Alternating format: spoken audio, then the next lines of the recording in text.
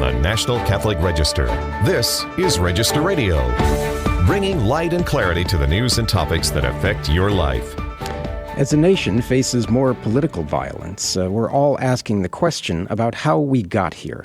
There's no question that political and cultural polarization and fragmentation is taking a severe toll on the United States. This week on Register Radio, we're joined by Register contributor Alberto Fernandez, who looks at the White House Correspondent Dinner attack and reflects on the revolutionary Vanguards.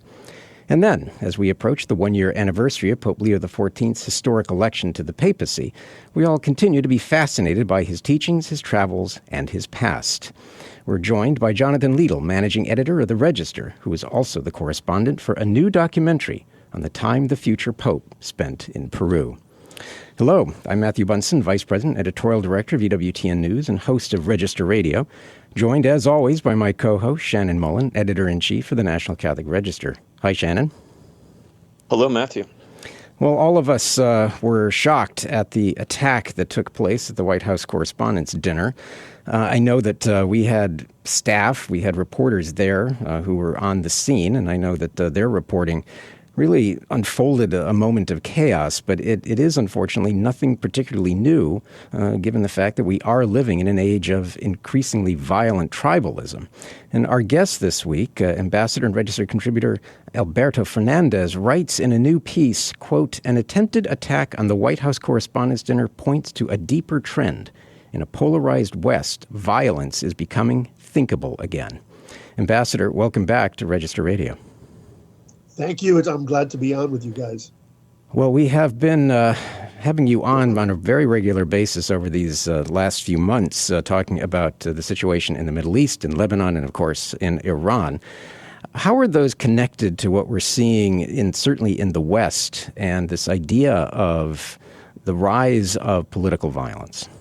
Well, if you want to draw a line between the Middle East and what's happening in the West, there really isn't one except in this broader way, which is that polarization, extremist narratives, bitter reality on the ground, whether unemployment, inflation, lack of opportunity, all of these things work together to produce volatile populations, especially among the young. This happened, we've seen it forever in the Middle East, and we're seeing it in the West, in the non-Muslim world as well. Yep. Ambassador, you write about an infatuation with political violence. Obviously, there have been manifestations of actual political violence, but the rhetoric that you're observing, where is that coming from? Well, I mean, first of all, we have to say we've seen this before sometimes in our own American history. There have been periods 50 years ago, after 1968, in the early 70s, there was a huge wave of the days of rage where there was a lot of violence. We forget that. But what you're seeing today, of course, is the world of social media, the indoctrination of higher education, and then, as I said, these kind of physical factors of people's lives, the dead-end lives that people feel.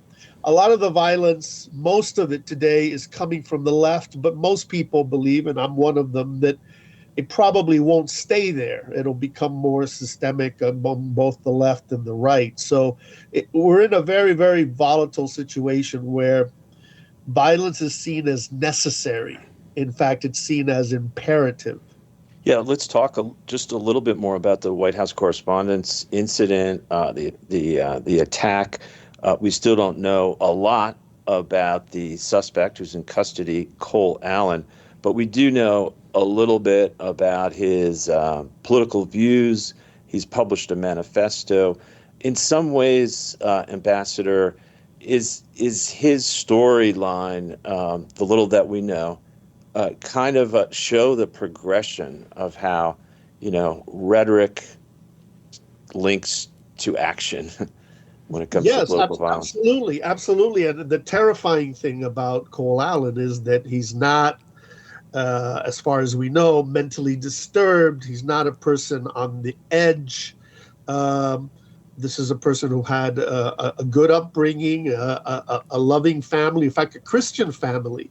and yet was so moved by content that he consumed on social media. In an Islamic context, he's not a Muslim, we would call that he self-radicalized himself. This young man self-radicalized himself. You know, he consumed stuff, and he went from expressing his views on social media to protesting to deciding that violence was necessary to the extent of taking a train from California to Washington, D.C. to carry out this violence. Yeah, Ambassador, we saw the reactions to Charlie Kirk's assassination, his murder last year, and it correlates with varying polls and surveys that note that there is an increasing percentage of people who accept political violence, certainly when it occurs to somebody that you don't agree with. Can you talk about how we got here, that we do seem to have these younger generations who are increasingly accepting of violence as a political solution? Well, I would say there's a kind of a political dimension to it. There is also, of course, I think a spiritual and ideological dimension to it as well. There's a yawning vacuum in modern life, and people look for things. For some, politics becomes kind of a religion. It becomes the most important thing. Trump is either a horrifying figure or, the plus side, right? Incredibly beloved, rather than saying, this is a politician, I like him, I don't like him, and we've had this before, we will always have this kind of thing. The intensity that we see today, I think, is a result of kind of a vacuum and, acedia that exists among many, especially, I would say, educated, the young, that is very worrying, I think, for our country and for the West in general. It's not going to end well. We're going to see more of it. When you note that the figure in question here, Cole Allen, a 31-year-old Caltech graduate, as you write, he had moved from social media posting on Blue Sky in protest to traveling across the country to try to commit murder. That, as you write, he was steeped in the online fever swamps of anti-Trumpism. Can we talk a little bit about the role of social media in all of this? Because that strikes me as something that we did not have in previous generations. Yes, I know this from my work on jihadism.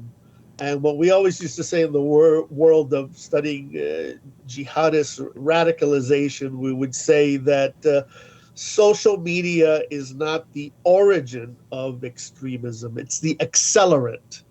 What it does is it takes a fever, or it takes a worldview that already exists, and it ignites it, it heats it up even further.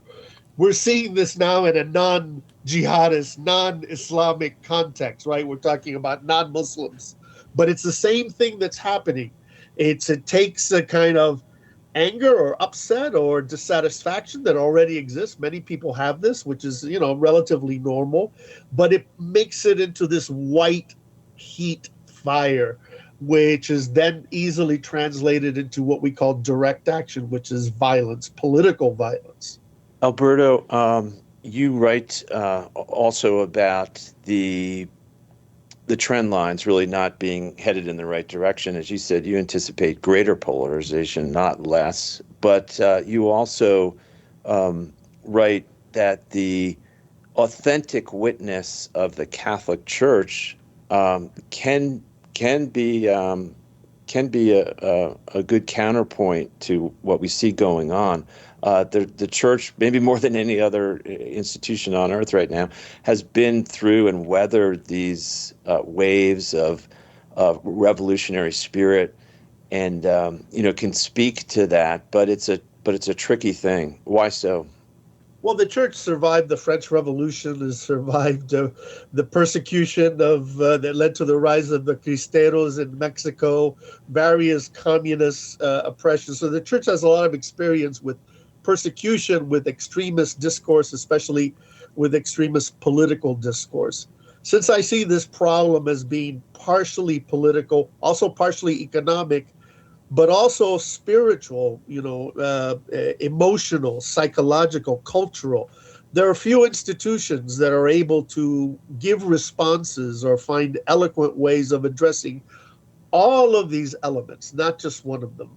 political, what happens in our hearts, and what happens in all aspects of our lives. Yeah, well, we started this conversation talking about violence in the world, and we would be doing a disservice to our audience. Since you are our recognized expert on this, just to give us an update on where things are with Iran and Lebanon and everything else happening in the Middle East. Well, you need a whole other show. Look, with Lebanon, neither one looks very promising. I think we're closer to the end rather than the beginning.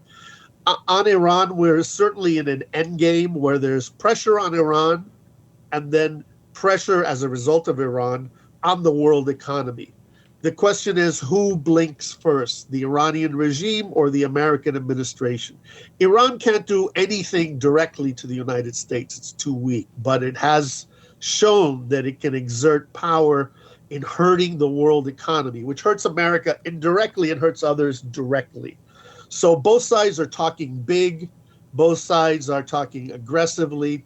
It's not clear how this ends, but I do think it will come to some kind of peak in the next few weeks. With Lebanon, it's this basic reality. What do you do with Hezbollah? What can be done? How can it be removed? How can this parasite be removed from the Lebanese body politic without destroying the host, which is the Lebanese people and the Lebanese government? It's the same problem that we've had in Lebanon for decades, actually. Yeah, and how strong, how durable is the regime at this point? Because we hear about internal divisions among the Iranians and the influence of the Republican Guard. I'm sure that the regime has these fissures and these internal tensions. But, I'm Cuban American. I'm used to awful regimes lasting a really long time. And unfortunately, I would like to see the regime implode. I don't think that's going to happen right away. If it does happen, it's going to be later. It's not going to be now. The regime has enough tools of repression and enough ways of surviving American pressure in the short term. So what you could see at the very end is a regime that is actually ferocious and still in power at home and maybe cowed on the international circuit. That's probably the best case scenario in the short run. Yeah. Well, Ambassador, as always, we will turn to you for the latest, for your analysis on all of that. But thank you for your piece, which you can find at ncregister.com. The title of it is The White House Correspondent Dinner Attack and the Revolutionary Vanguards. Fascinating conversation. Thank you. Well, when we come back, we're joined by Register Managing Editor Jonathan Liedl, who is also the correspondent for a new documentary on Pope Leo and his formative time in Peru. You're listening to Register Radio here on EWTN Radio. Don't go anywhere.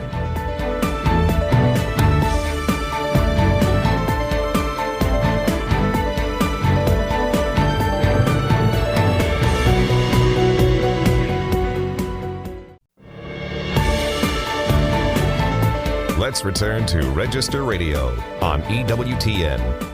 And welcome back. I'm Matthew Bunson, Vice President, Editorial Director of EWTN News and host of Register Radio. Here, as always, with Shannon Mullen, Editor-in-Chief of the National Catholic Register. Well, it's hard to imagine that it is a year since the election of Pope Leo XIV, but here we are. And as we assess his first 12 months, a new documentary is also providing us a glimpse into his important and formative time as a missionary and bishop in Peru. Register Managing Editor Jonathan Liedl is a correspondent for the new documentary, and he joins us now. And Shannon and Jonathan, this has been a very busy time for you and a time of also great changes. Yeah, Matthew, in conjunction with the Register's redesign of the print issue, we've been getting a lot of feedback from our readers, and mostly positive. But one of the things they're saying is, hey, we'd like the Register more when Jonathan Liedl was writing for you. And so as a programming note, I just want to assure people he is still writing for us. He has been very absorbed in this project that we're going to be talking about today. He's also been promoted from a senior editor and writer to managing editor of the Register. But he's still going to be writing great pieces. So I just wanted to reassure his many fans out there. He's also a new dad, so yeah, Jonathan, you've got quite a lot going on. Yeah, just trying to keep all the balls in the air, but obviously grateful and excited for all the opportunities and continuing to advance the Register's mission. Yeah, how are you finding the transition? Well, it's great. I mean, I think, writing and editing, it's almost maybe as a sports analogy, like playing and coaching. So, when you step into an editing role and you're working with writers, you try to put yourself back in the shoes when you were writing more and, just trying to think how to be helpful as an editor. And just trying to help continue to guide great stories across the finish line and get them out to our audience. Mm-hmm. So, Jonathan, let's talk about this project. This was a big trip late last year, and a big logistical and reporting challenge, a linguistic challenge for you. You do a more than serviceable job speaking Spanish, but this was a real test. Can you kind of set the scene for our listeners about what you did when you traveled to Peru?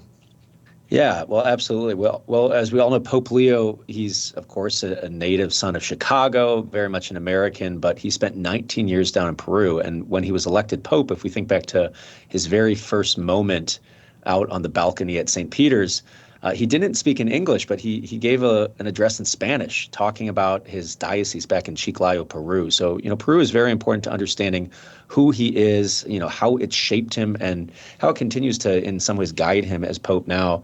So, EWTN News as a whole knew that it was really important to explore that side of Pope Leo. So, yeah, we talked about heading down to Peru as a reporting trip. At first, it might be a print trip, so writing news articles exclusively. But I think as we thought about it as a whole news organization, the Register part of EWTN News, it became clear that if we're going to have someone go down there, that we really want to capture as much as we can, including those great, video moments, not just interviews on tape, but also going to the places where Pope Leo served, from Chulucanas to Trujillo to Chiclayo, and just trying to give, especially our American audience, a sense of this place and the people that so clearly and deeply shaped our first American Pope. So that was really the idea behind it. So I kind of set off to Peru.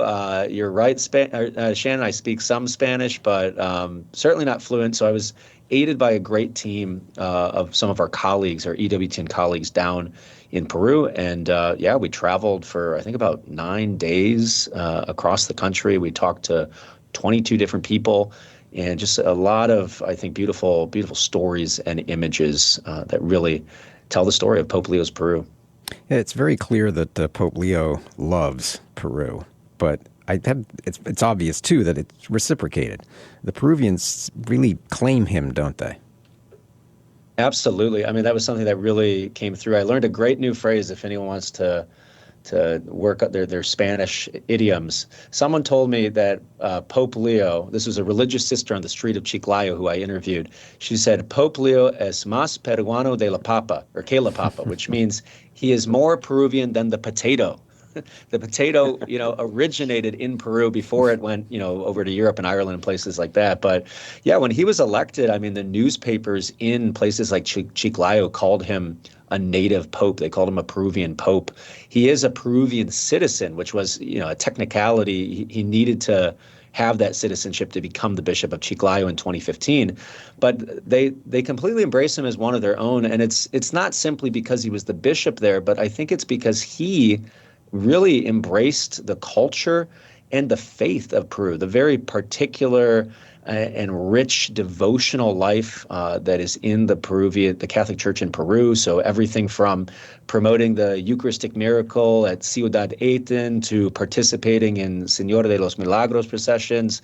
He really dove into it all. And, one of his colleagues, a priest, Father Jorge Millan, told me that, Pope Leo really just embraced what St. Paul said when he said that, to be all things to all men, right? That's what a missionary is, bringing the gospel, right? But also connecting with people on their own terms. And I think that really comes through in this documentary.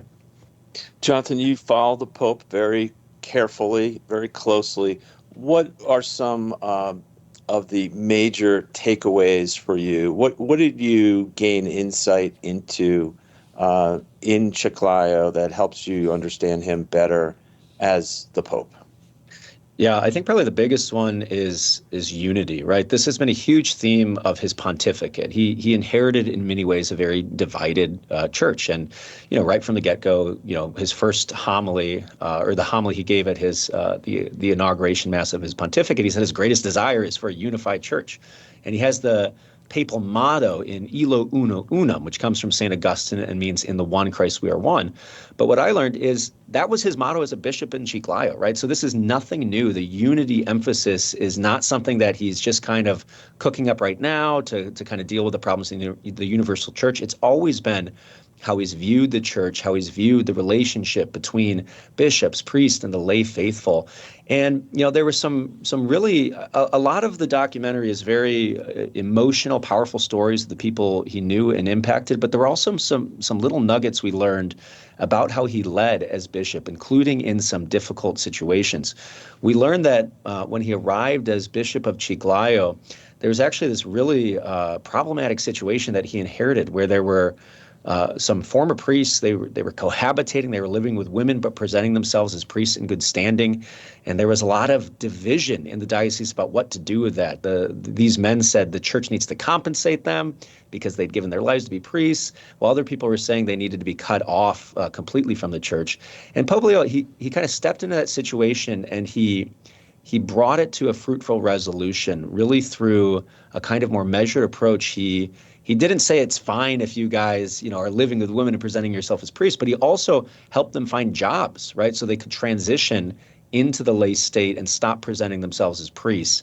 But I think that kind of, if I can call it principled patience by Pope Leo, it was really a hallmark of his leadership style in Peru, and I think we're going to see that. We've seen it already, and I think we're going to continue to see that in how he leads the universal church, especially through, divisive, difficult, controversial issues right now, whether it's the German synodal way or even the synod on synodality. That balance between patience, but also principle, commitment to the teachings of the church and to what the church stands for. He doesn't give in on that, but at the same time, it's not coming in and smacking things down immediately either. Well, and connected in many ways to the idea of unity is also peace. The very first words out of his mouth as Pope was "Peace be with you." He saw that and in many ways embodied that in Peru in different ways too, didn't he? Well, during his time in Peru, especially early on in the 80s and the 90s, there was a terrorist group called the Shining Path. This was a Maoist leftist terrorist group. And, Pope Leo was there when they said all foreign priests have to get out. Actually, a Polish missionary priest was killed during that time. And he stayed. He stayed, for over a decade in Trujillo, Peru, during the 90s.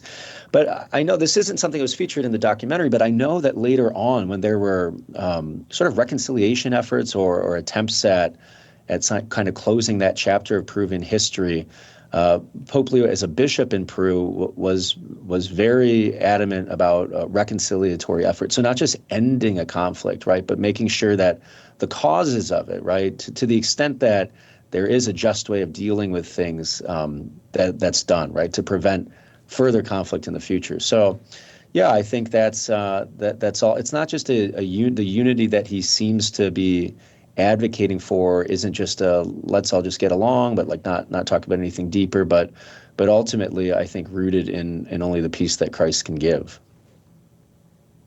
Jonathan, real quick, in the last minute that we have, in the piece that you wrote about the documentary for the Register, you begin by describing sort of an aha moment. What was that? Yeah, so I mean, I was in Peru for 9 days. I left my pregnant wife behind, and I was really kind of at a certain part of the trip. I was just kind of getting like a little annoyed with it. I'm like, ugh, why am I here? This grumbling about it. And then I realized Pope Leo left his home and came here too, and he came for a lot longer than 9 days. And I'm sure he experienced culture shock in his own way. I'm sure he experienced homesickness, but he willingly and joyfully went, and he went to share the gospel as a missionary. And I think that's really that moment just helped me realize like really who the heart of this man is, and that underneath everything is just the desire to proclaim Christ and share the gospel. And I think that's what he's carrying with him now in Rome as well. And I think hopefully that's what the documentary Pope Leo's Peru helps people see. Yeah, we recognize him as an Augustinian, but we also treasure the fact that he's arguably the greatest missionary pope in, let's just say, in church history, a very, very long time. Well, Jonathan, as always, a joy to have you on. And for those who would like to catch the documentary, you can still watch it. It's Sunday at 11 a.m. Eastern. And you can find it also at EWTN.com on demand. And I'd encourage everyone to pay attention to this documentary. You'll learn a great deal about Pope Leo. Well, thanks, Jonathan. Thank you. That's it for Register Radio this week. Remember, for more news, analysis, and commentary, check out the National Catholic Register online at ncregister.com. Until next week, on behalf of our producer, Michael McCall and Shannon Mullen, I'm Matthew Bunson. Please take care and God bless.